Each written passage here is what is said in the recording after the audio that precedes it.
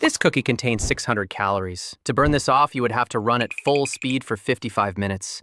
Think about that. 55 minutes of misery, sweating, and gasping for air, just to neutralize one single snack. You cannot outrun your diet. The math simply doesn't work. But you can outsmart your metabolism. Most people think fitness is a suffering contest. They think, if I'm not dying, I'm not losing weight. So they sprint, they do HIIT, they suffer. And they look exactly the same 6 months later. I've developed a walking protocol called Bro Unlock. It doesn't rely on burning calories. It relies on manipulating your insulin levels after you eat. It is a biological glitch in the human metabolism that bypasses your body's defense mechanisms and melts belly fat without you ever breaking a sweat. If you give me 12 minutes, I will save you 10 years of wasted cardio. To defeat the belly, we first have to understand why it's such a jerk. Why is it that you can diet for weeks and your face looks gaunt, your arms get smaller, but that tire around your waist refuses to budge? It's not because you're lazy. It's actually a biological defense mechanism. Back in 1997, a researcher named Dr. Bouchard discovered that fat cells aren't just bags of energy, they have receptors. Think of them like light switches that tell the fat whether to stay or go. There are two main types you need to know about. First, you have the beta receptors. These are the green lights. When adrenaline hits a beta receptor, it unlocks the fat cell and releases the energy to be burned. You have tons of these in your face, your arms, and your chest. That is why those areas get lean first. But then there are the alpha receptors. These are the red lights. When hormones hit these, they tell the cell to lock the doors, shut down the release of energy, and hold on to the fat for dear life. And here is the bad news. The subcutaneous fat covering your abs has a significantly higher ratio of these red light alpha receptors compared to the rest of your body. Evolution put them there to protect your vital organs from starvation. Your body wants to keep that belly fat. And here is the trap that catches almost everyone. When you do high-intensity cardio, sprinting, CrossFit, or grueling interval training, your body enters a fight or flight state. You release massive amounts of stress hormones, specifically adrenaline and cortisol. In your arms, that adrenaline hits the green light. You lose arm fat. But in your belly, that adrenaline hits the red light, and cortisol is even worse. Chronically high cortisol levels have been directly linked to increased abdominal fat storage. So, by killing yourself in the gym and stressing your body out, you are chemically signaling your belly fat to stay exactly where it is. You are literally working harder to stay fatter. So, how do we fix this? How do we turn the light from red to green? We need to move the body without stressing the body. We need to enter a specific physiological state known as the lipid oxidation zone. To understand this, imagine your body has two fuel tanks. Tank A is a small tank filled with high-octane rocket fuel. This is glycogen, or stored sugar. Your body uses this when you sprint or lift heavy weights because it burns fast and hot. Tank B is a massive oil tanker. This is your body fat. Your body prefers to use this for slow, low-intensity tasks that last a long time. A major meta-analysis in 2021 titled Slow and Steady or Hard and Fast analyzed 54 studies to settle the debate. The result? High-intensity cardio burns mostly sugar. Low-intensity cardio burns mostly fat. Your body doesn't care about your feelings. It cares about fuel efficiency.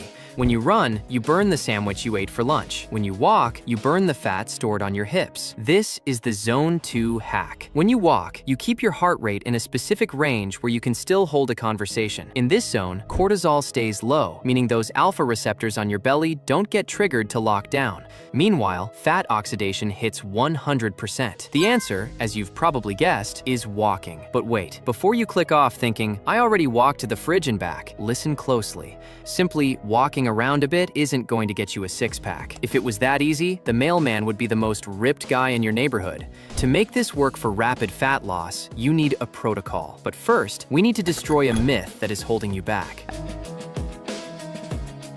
I can hear the comments already. But bro pump, running burns twice as many calories as walking. It's basic physics. Sure, on paper, running wins. A 30-minute run burns about 350 calories. A 30-minute walk burns about 150. But humans aren't spreadsheets. We are biological machines driven by hormones, specifically a hunger hormone called ghrelin. This leads us to the compensatory effect. When you do high-intensity exercise, your body senses a massive energy deficit. It panics. It spikes your hunger hunger hormones through the roof. So you go for a run. You burn 350 calories. You feel great. But then, an hour later, you are starving. You eat a bagel, or maybe an extra scoop of rice at dinner. That bagel is 400 calories. Congratulations, you suffered for 30 minutes just to put yourself in a 50-calorie surplus. Even worse, high-intensity cardio makes you tired. After the run, you sit on the couch. You fidget less. You take the elevator instead of the stairs. Your subconscious body tries to save energy to make up for the run. Walking does the opposite. Walking is auto-regulated. It doesn't spike ghrelin. It doesn't cause massive fatigue. You can walk for an hour, burn 300 calories of pure fat, and your appetite stays completely stable. You don't feel the need to reward yourself with food. If you walk for 1 hour a day, that's 300 calories. Do that 7 days a week, that's 2,100 calories. That is nearly 2/3 of a pound of pure fat gone every single week. Over the course of a year, that is 31 pounds of fat. The runner usually quits after 3 weeks because their knees hurt or they burn out. The walker wins the race because they never stop. Okay, so walking wins. But how do we structure it to get the fastest results possible? Most people screw this up. They try to hit 10,000 steps by going for one gigantic, boring 2-hour walk at the end of the day. Do not do that. That is the hard way. We are going to use a method called insulin stacking. You see, fat loss is impossible when insulin is high. Insulin is a storage hormone. When you eat, insulin spikes to store that energy. We want to switch your body back to burn mode as fast as possible after a meal. Step 1 is the postprandial trigger. A study in the journal Diabetes Care found that walking for just 10 minutes immediately after a meal creates a massive improvement in blood sugar control compared to walking at other times of the day. So, here is your rule. You will take 3 10-minute walks per day. 1 immediately after breakfast, 1 immediately after lunch, 1 immediately after dinner. That's it. That is 30 minutes of cardio. That's roughly 3,000 steps. You didn't even have to change into gym clothes. By doing this, you are blunting the insulin response of your meals and forcing your body to use that food for movement instead of storing it as belly fat. Step 2 is the NEAT cheat code. NEAT stands for non-exercise activity thermogenesis. It's the calories you burn just living, fidgeting, standing, pacing. Research shows that the difference between a naturally skinny person and an overweight person often isn't the gym, it's their NEAT levels. The variance can be up to 2,000 calories a day. We need to turn you into a NEAT freak. Here are 3 lazy hacks to get 2,000 free steps without trying. Hack number 1, the parking lot rule. Stop circling for the closest spot. Park at the very back of the lot. It saves time and adds 400 steps round trip. Hack number 2, the pacer. Never sit down while you are on the phone. If you get a call, stand up. Pace around the room like a movie villain plotting a scheme. You can easily clock 1,000 steps on a 10-minute call. Hack number 3, kill the elevator. Unless you are going up to the 50th floor, take the stairs. Stair climbing burns calories 3 times faster than walking on flat ground. If you apply the postprandial trigger and these NEAT hacks, you will hit 8,000 to 10,000 steps a day almost by accident. Now, I know some of you are impatient. You want that six-pack in 12 weeks, not 12 months. If you are willing to do a little bit of actual work, you need to meet the king of fat loss, the incline. Walking on a flat surface is great. Walking on an incline is nuclear. Biomechanically, walking at a steep incline doubles the metabolic demand without the impact of running. It forces your glutes and hamstrings to work overdrive to fight gravity. There is a trend on TikTok called 12-3-30. You set the treadmill to 12 incline, 3 speed for 30 minutes. It went viral for a reason. It works. It burns nearly the same calories as a jog, but keeps you in that cortisol-safe fat oxidation zone. However, I have to give you a warning. I see people doing this wrong every single day. Do not hold on to the handrails. The moment you grab the rails and lean back, you are cheating. You are offloading the weight from your legs to your arms. You are turning a 12 incline into a 2 incline. Let your arms swing. If you can't do 12 incline without holding on, drop it to 8. Form is everything. If you add just 2 or 3 of these incline sessions per week on top of your daily steps, your fat loss will go vertical. We need to have a serious conversation now. The fun part is over. You can walk to the moon and back. You can do the incline until your legs fall off. You can hit 25,000 steps a day, but if you eat like a raccoon in a dumpster, none of this matters. Remember the cookie from the beginning? It takes you 60 minutes to walk off 300 calories. It takes you roughly 45 seconds to eat 300 calories of peanut butter. A modest frappuccino from Starbucks can have 500 calories. That is an hour and a half of walking gone in 5 minutes. You cannot outwalk the fork. They use the walking as an excuse to eat more. They think, oh, I walked 10,000 steps today. I deserve this pizza. No, you don't. You need to look at it this way. Use your diet to create the weight loss. Use the walking to amplify it and keep your metabolism healthy. Think of your diet as the engine of the car and walking as the turbocharger. The turbo makes the car go faster, but if there is no gas in the engine, you aren't going anywhere. You need to be in a slight caloric deficit. I recommend eating about 300 to 500 calories below your maintenance level. Combine that with Bro Unlock and the fat will literally have nowhere to hide. So, let's put this all together into a plan you can actually use. Here is your 12-week roadmap. I want you to visualize this. Weeks 1 through 4, the warm-up. Do not try to hit 10,000 steps yet. Just find your baseline. Open your phone, see what your average is. Add 2,000 steps to that number. Focus purely on the post-meal walks. Just get in the habit of moving after you eat. Weeks 5 through 8, the stack. Now we turn up the heat. Aim for a strict minimum of 8,000 steps every single day. No excuses, rain or shine. This is where you start using the neat hacks. Parking far away, taking the stairs. Weeks 9 through 12, the shred. This is God mode. You are hitting 10,000 to 12,000 steps a day. You are adding in 2 incline walking sessions per week at the gym. At this point, your friends will start asking you what secret pill you're taking. As you know, we live in a world that tells you that results only come from suffering. That if you aren't dying in a pool of sweat, you aren't working hard enough. That is a lie. The most effective path is often the most sustainable one. Walking is the oldest human movement pattern. It is what we were designed to do. It clears your mind, lowers your stress, heals your joints, and yes, it shreds belly fat better than almost anything else. So here is my challenge to you. Don't worry about a year from now. Just commit to the next 7 days. Track your steps. Add those 3 10-minute walks after your meals. That's it. Come back to this video in a week and comment your results below. You will be shocked at how different you feel. Your energy will be up, your bloating will be down, and your pants will feel looser. As I've mentioned, walking is only half the battle. You also need the right nutrition to match your efforts. I am currently preparing a detailed video on exactly what to eat to accelerate fat loss alongside this walking routine. Make sure to subscribe so you don't miss it. Now, let's get moving.